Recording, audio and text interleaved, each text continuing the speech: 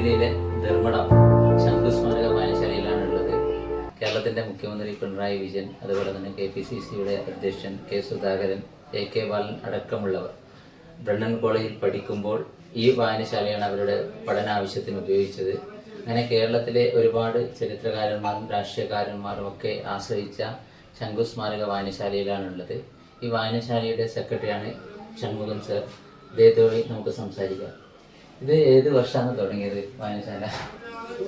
1964 അപ്പം ഇതിന്റെ ഒരു തുടക്കം ചെറിയൊരു ചരിത്രം.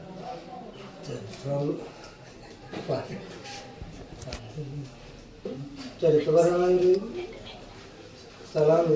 ഇവിടെ ആദ്യ കാലഘട്ടത്തിൽ പിന്നോക്ക സമുദായങ്ങളിൽ ജീവിച്ച ഒരു സ്ഥലമായിരുന്നു. അങ്ങനെയുള്ള ഒരു സ്ഥലത്താണ് ഈ വായനശാല വരുന്നത്.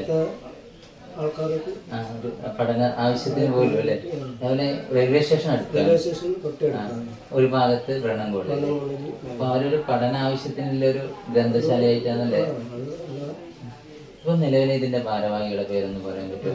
Secretary Shanmugham, president TV Balakrishnan, പിന്നെ ലൈബ്രറി ധനജ, അങ്ങനെയുള്ളൊരു സമിതിയാണല്ലേ?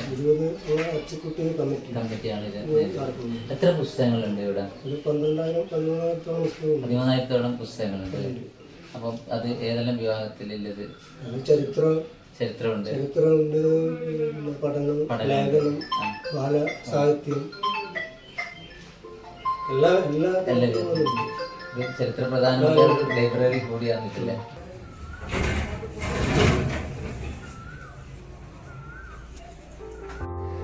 ശംഖു സ്മാരക വായനശാലയാണ് പ്രവർത്തിക്കുന്നത്. ഇതെന്ന് പറയുമ്പോൾ നമ്മുടെ കേരളത്തിലെ മുഖ്യമന്ത്രി ശ്രീ പിണറായി വിജയൻ സാർ, അതുപോലെ തന്നെ KPCC പ്രസിഡന്റ് K. സുധാകരൻ, ഇവരുടെ ആദ്യ കാലഘട്ടങ്ങളിൽ പഠനകാലത്തൊക്കെ ഈ ലൈബ്രറി കുറേ ഉപയോഗപ്പെടുത്തിയിട്ടുണ്ട്. അതുപോലെ തന്നെ നമ്മളെ പഴയ കാലത്ത് തലശ്ശേരി ബ്രണ്ണൻ കോളേജിൽ പഠിച്ചിരുന്ന കുട്ടികൾ ഉപയോഗപ്പെടുത്തിയ ഒരു വായനശാലയാണിത്.